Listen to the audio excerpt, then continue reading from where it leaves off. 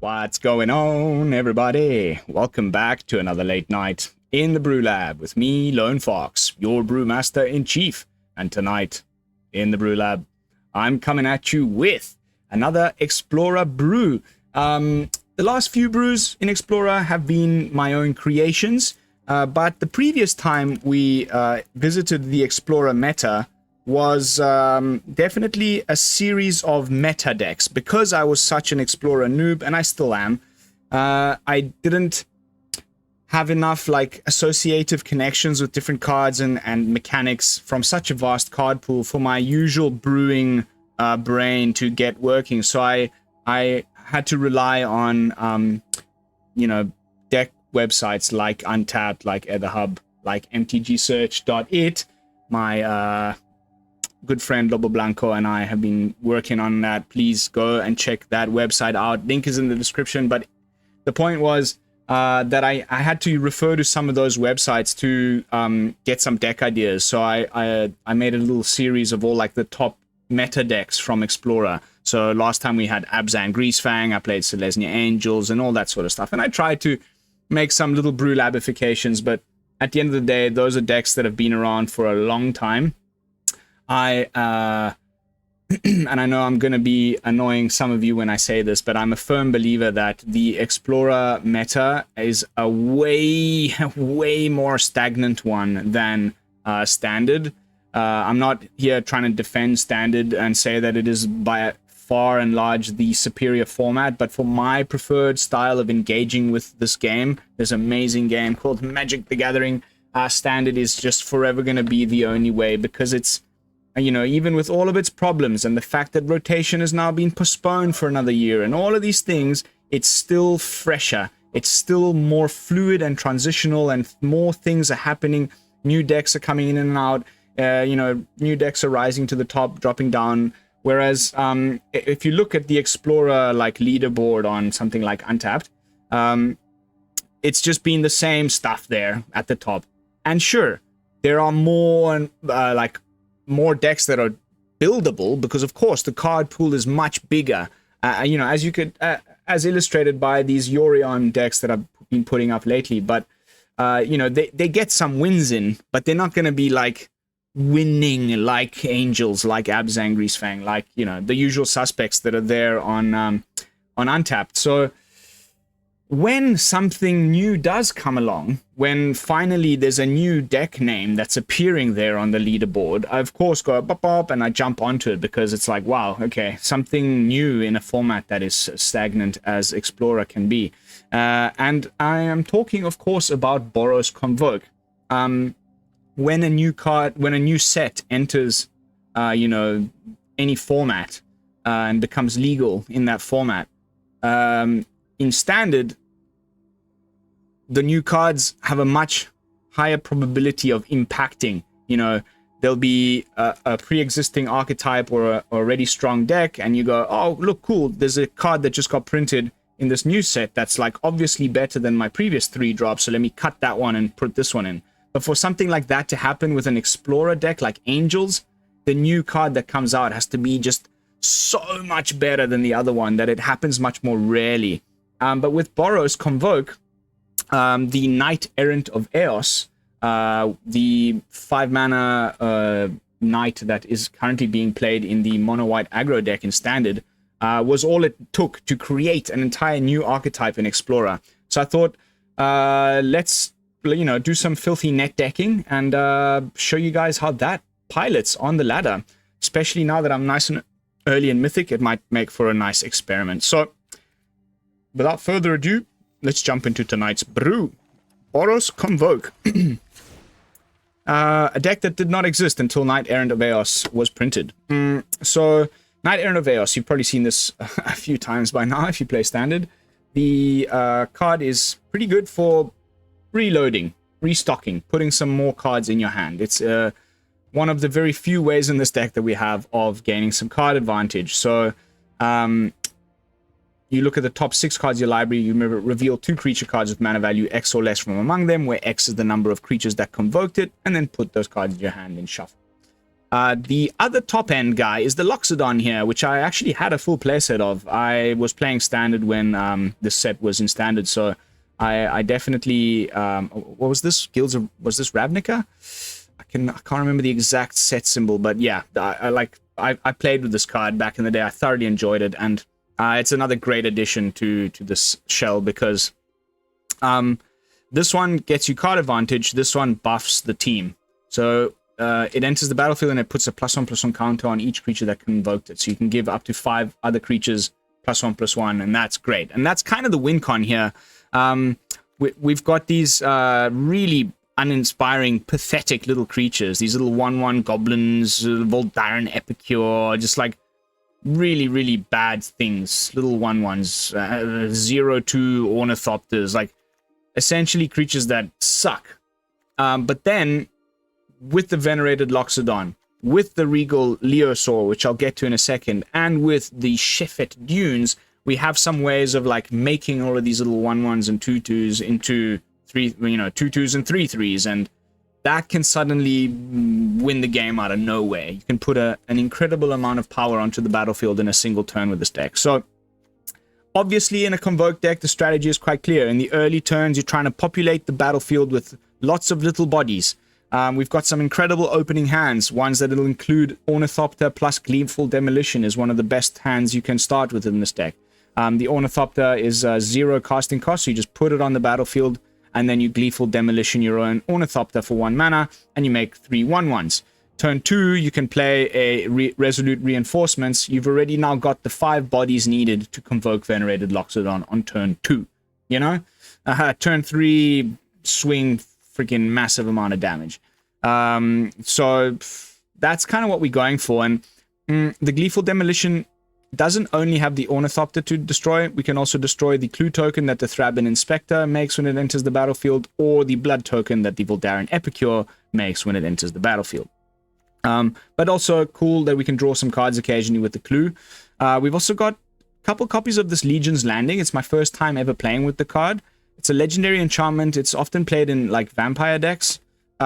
When it enters the battlefield, you make a little 1/1 white vampire with lifelink, which is nice. A little bit of lifelink. If you can make this little vampires a little bit bigger, with a few of the things I've mentioned, I'm still getting to the Leosaur, I promise.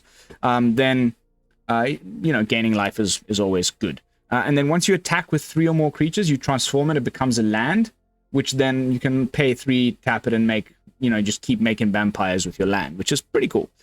Giant Killer is our only form of interaction, which I personally think is the weakest part of the deck. Unfortunately, you can't run too much more of it, because then your Knight-Errant of Eos gets terrible hits, and you want to have creatures, but this is really the only way we have of removing anything in the deck. It's pretty pathetic. Only creatures with power 4 or greater, and we can only remove 3 of them, and that's only if we ever have the Giant Killer in hand. But it's there, remember it, use it sparingly, use it when necessary.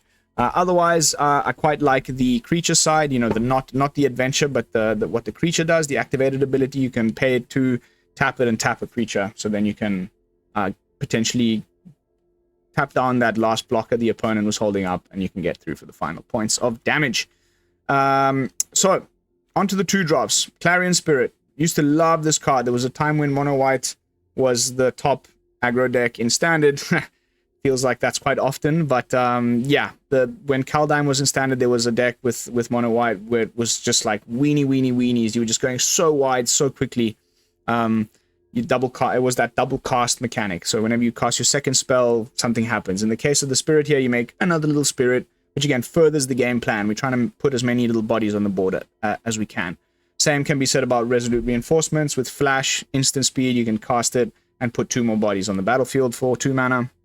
And then the Regal Leosaur is almost our main win con, I want to say, like alongside the Loxodon here. It's got Mutate, a mechanic that I haven't played since Ikoria rotated. Thoroughly enjoyed it when it was in Standard. So you can mutate this onto a creature, and then all the other creatures get +2/+1 until end of turn. It's until end of turn, so you have to attack right away when you do it, but still, that's a big buff. +2 to everything is a big buff. It can just win the game out of nowhere. So that's going to be really what we're trying to do, is like go wide, maybe put some +1/+1 counters on things with the Loxodon, and then, you know, Knight-Errant. The Knight-Errant will help us find the Regasaur, the Regal Leosaur, and then, you know, mutate, buff the team, swing. That's it. That's the deck. That's the plan. It's really simple, really straightforward, and you know, you can win games on turn 3, turn 4 very easily. It's after that that I don't see how, you know, if you just get hit with like a Mythic Massacre for X's 2, zap, that's everything gone except for your Loxodon. Then what?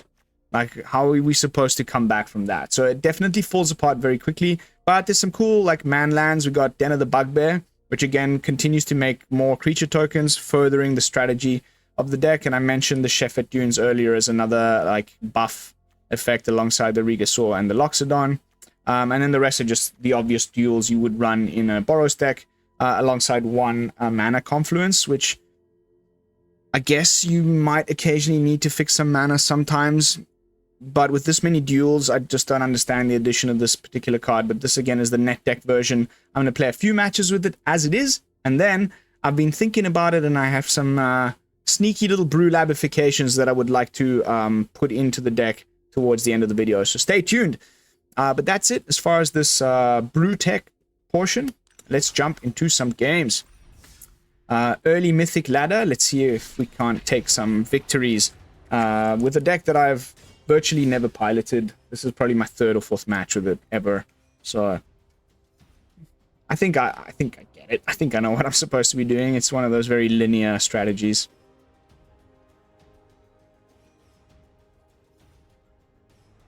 For those of you with sharp eyes, you will have seen I've also got Karuga Fires lined up there in the favorited decks. That's another one that I thank you, Lobo Blanco, if you're watching this, one of our lovely Discord community members and creator of mtgsearch.it. Highly recommend the website. Link is in the description. Go check him out. I'm going to keep plugging it until people latch on. The website's freaking amazing. But I got the deck list from him, and I have never piloted it. It seems very interesting. Fires, and there's that weird enchantment that then at the end of turn you sack, and another enchantment, you can go find a creature. Can't remember the name of it. Anyway, it looks like a very interesting deck. I honestly may need to reach out to Lobo and like just quickly ask him how to pilot it properly before I make an absolute fool of myself on camera, but might do that next. But if you guys are watching this, you probably would have just caught my news and announcement videos, which went live on the channel just before this video. Okay. I'm going to try it because we've got the Ornithopter Gleeful Demolition. I've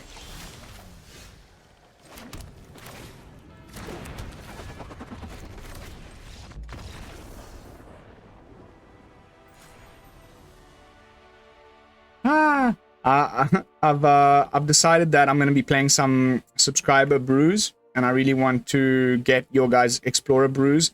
But while I wait for, you know, the announcement to go out and for people to listen to it and to actually send me their lists, I need to still have some content. So I'm probably going to put up Karuga Fires next, and then hopefully the video after that will start to be some of my subscribers' creations. Opponent saw I was in Mythic, saw I was playing Boros Convoke, and decided to concede right away, even though he played a blue land, which was probably going to be some counter magic and things, and I'll take it.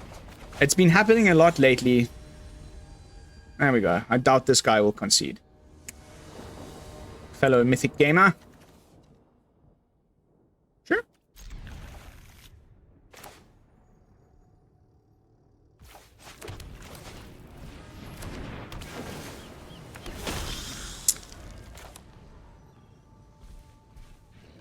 I'm gonna play a land, swing, and say go. Selesnya?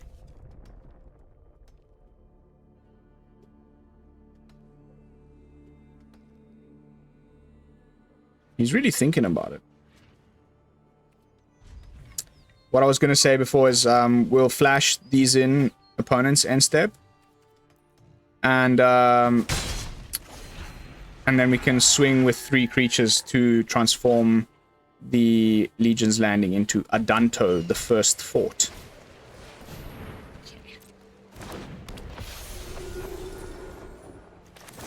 so bored of angels already.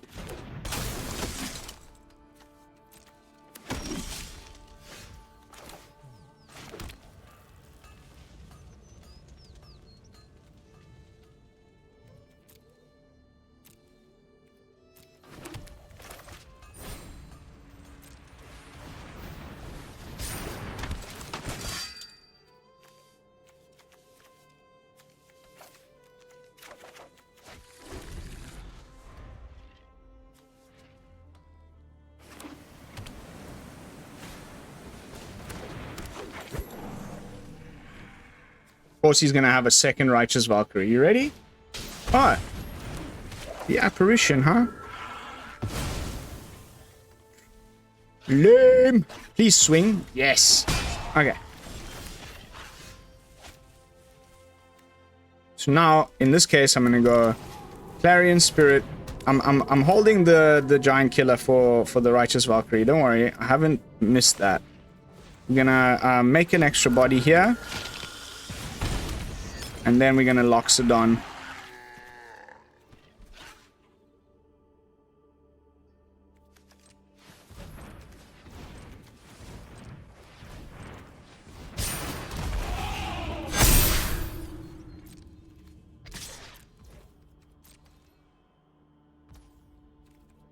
Okay.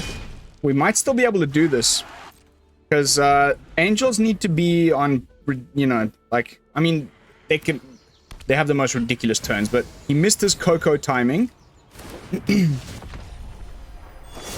Now he only gains 3, so he's not going to be making another 4/4. Yes! Wow, is there nothing I like more than beating angels right now? I guess spirits. If I could just beat mono blue spirits and Explorer once, I would consider this like little dipping toe into the Explorer meta experiment a huge success, because so far I think I'm like 6 matches deep against mono blue spirits and Explorer, and I've yet to win a single match. I freaking hate it with a passion. Like, I'm very vocal about it on Twitter. I'm basically the anti-CGB.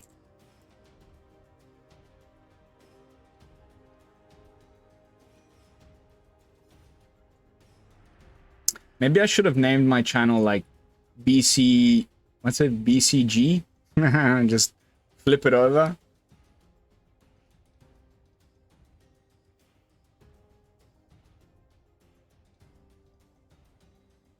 Blue go covert.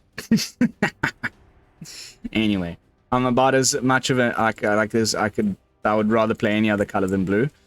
And we all know that by now, but again, I'm not saying get rid of blue. It wouldn't be Magic without it. The game would not work without it. It is a crucial and important part of this game, but I don't like it. I just don't like it. I don't like playing it. I don't like playing against it. And I don't think I ever will. And the argument is, oh, what, the same opponent? This happens. This is so weird, man. That's not good. Bit better.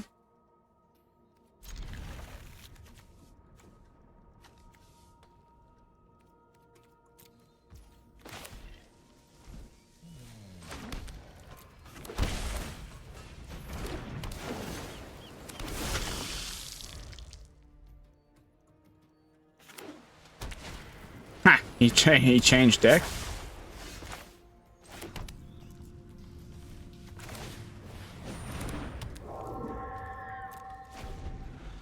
Mono white humans with the snowlands, huh?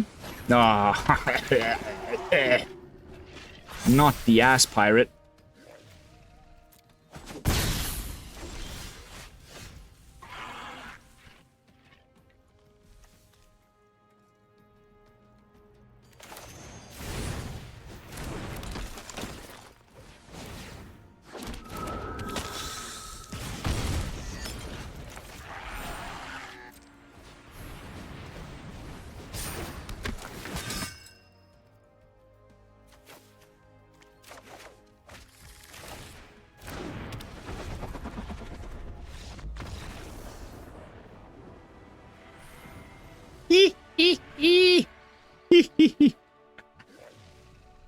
I mean, like, the opponents, like anyone that's also playing like go wide-ish kind of thing, I can see why they concede.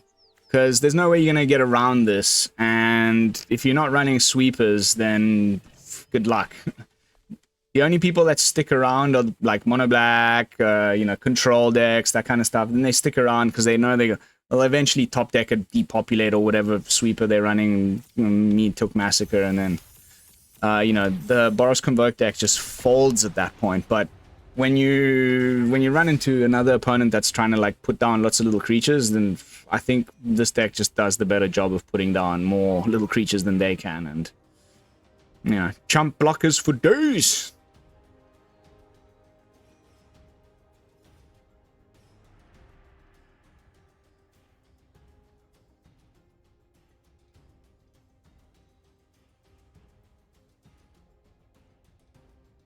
Imagine we queue into him a third time. I guess there's a first time for everything. At this point, nothing surprises me anymore on the client. Oh. Oh. Oh. I went and watched the grand finals of the Dota 2 Major yesterday. I'm a old school Dota fan. I used to play it while it was still a mod on Warcraft 3 on my school's library computers like 20 years ago or something. And played it like a lot, right?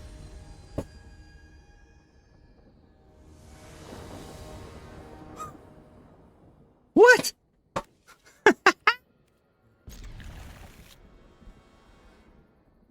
Nice. This is crazy, man. 3 games in a row against the same opponent.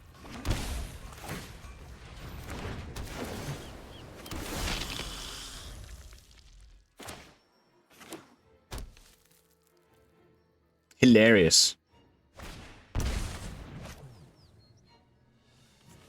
Yeah, he'll take the knight. Of course he will.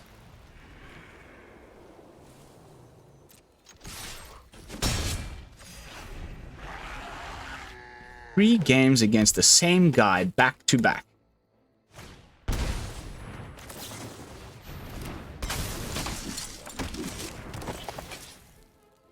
Oh god, it's Greasefang.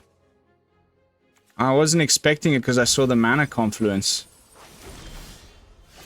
Uh-oh, SpaghettiOs.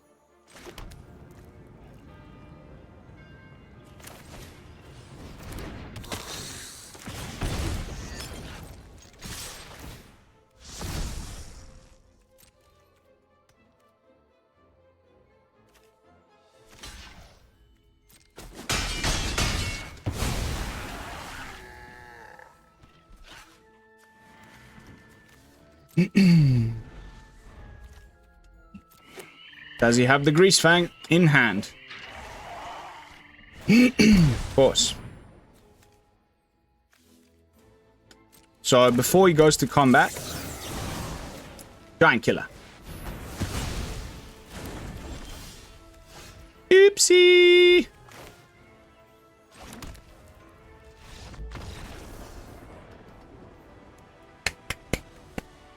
He must be so pissed off, Nosuke. 3 matches back to back against the same opponent, like on the ladder. Explorer meta is freaking empty of people right now, I guess, in Mythic. Meta, Explorer ladder.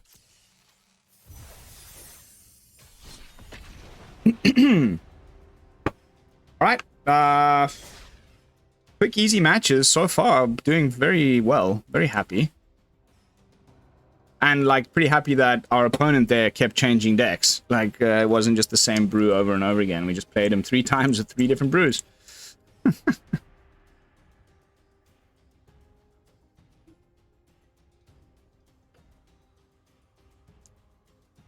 If the games are this quick, I'm going to make this a shorter video. I have some additional little content I want to record right after this. I've been doing some networking with other content creators. trying to do some collaborations just to flesh out this void between now and Wilds of Eldraine with something a little bit different for you guys.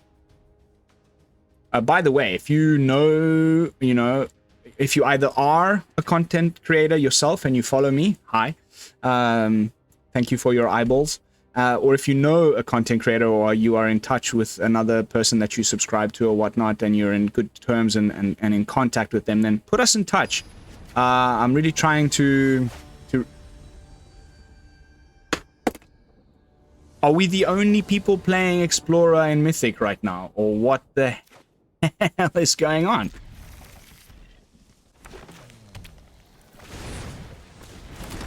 I mean, this is insane. Am I missing something here? Like, how is this even a thing? 4 games in a row against the same person.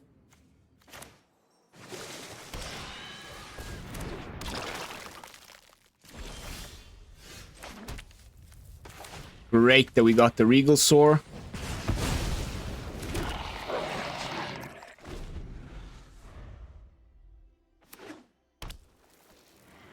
Don't know if we'll win this one. This is like mono green Stompy. A deck I can't wait to try, actually. A friend of the channel has sent me a first draft.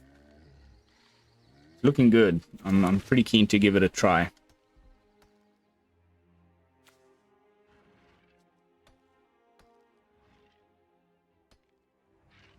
Just play the friggin' 5/5, like, surely. You've got the little 1/1 to attack with and whatnot.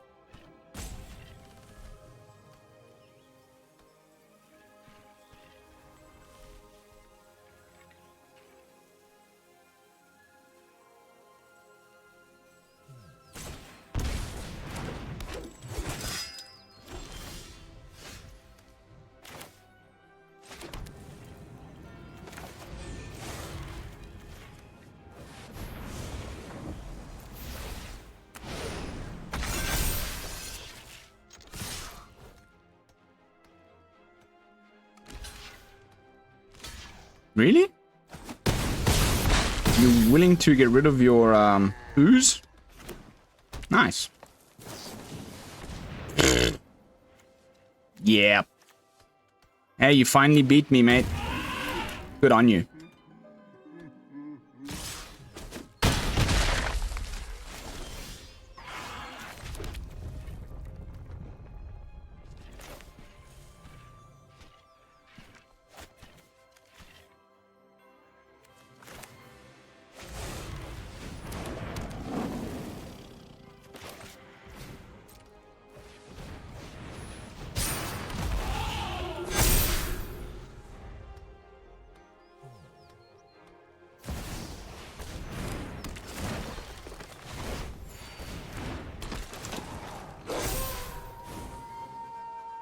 Wow, this deck is broken also. I can't wait to try this, actually. Of course, you can just play Coco in a freaking monocolor deck.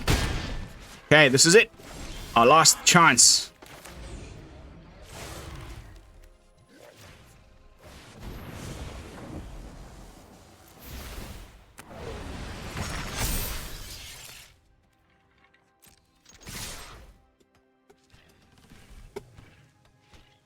You finally took a game off of us, Nosuke. Congratulations. Yeah, you win, dude. Just block whatever you want.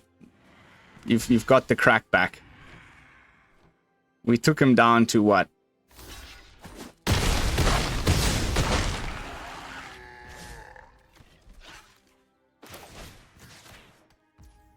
I'll gleefully demolish you and concede. Congratulations to Nosuke. Guys, I'm honestly worried we're gonna run into him again. So, and I think we've done everything that the deck is supposed to do. Half an hour in, we've played freaking, what, 6 matches or something. That's more than enough for you guys to get a gist of the deck. So, jumping back into it with my final thoughts. Actually, you know what? Perfect. I did say we would brew labify. Watch this. Okay, my ideas were as follows. How many lands have we got here? 20 lands. I think what I want to do This might be crazy. I'm going to cut one Knight-Errant. And I want to bring in... why isn't it here? Oh, because of the companion. So, get rid of the companion. Bring in City on Fire. What do we think about this? Is this crazy? I want to try it. One more match. One more match. Please don't be Nosuke again.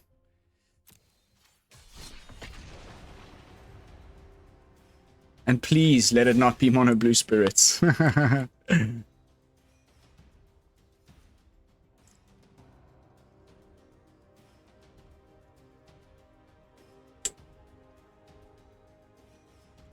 Final match.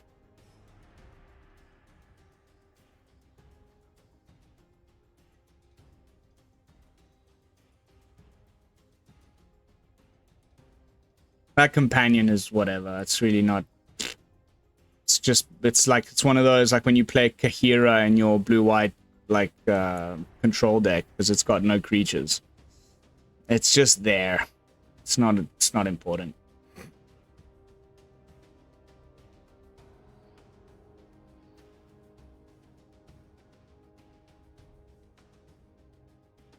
Okay, it's looking like, at least from the queue time, that we will not be running into the same guy again. It's probably going to be some diamond person.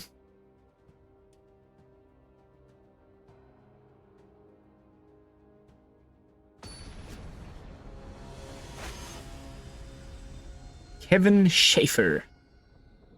Or Kevin Schaeffero. Or Kevin Schaefer Zero. That's unfortunately something I'm gonna just keep because we've got our one of that I wanted to try, but it's not a very good hand. Oh, what?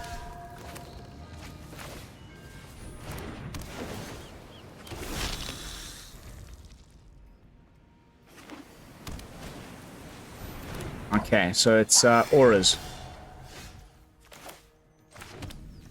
That's just great.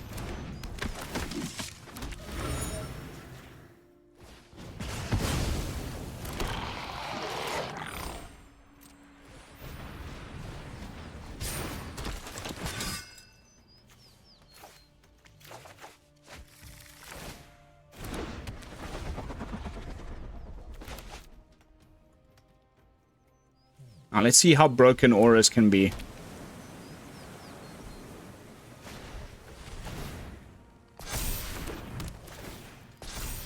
I've heard it can... I mean, he needs something with life gain now.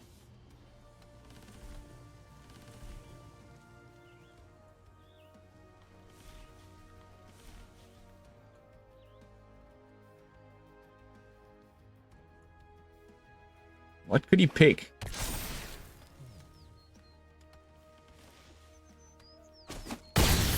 Okay. Swing? Please swing. Yay.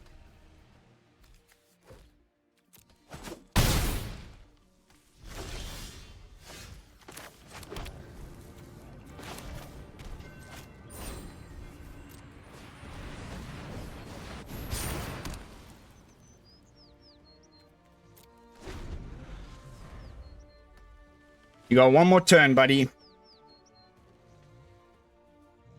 What can you do? Still no trample. He gets the trample, I think we're just dead, no? Okay, he's got the life gain. Urge! Good game.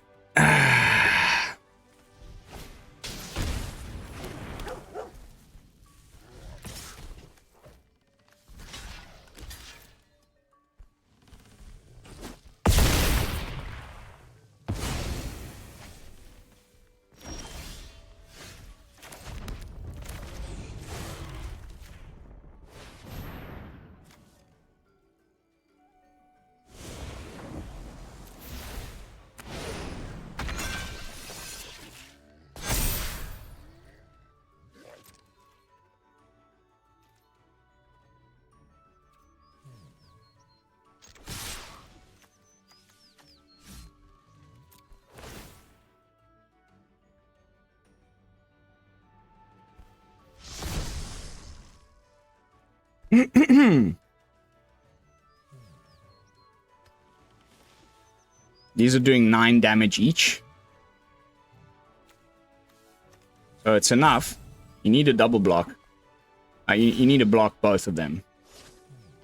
You can also block the life gainer with the Selfless Savior and sack it, and then give Indestructible to the Visitor. And so I don't gain any life, and yada yada, but you're still taking 18 from the 2 other dudes. Ooh!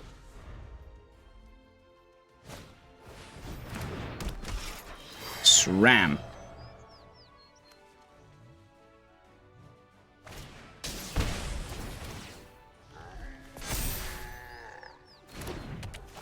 What did that one do? What a broken freaking thing.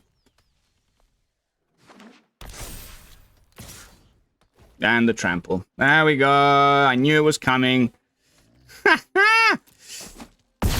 Broken.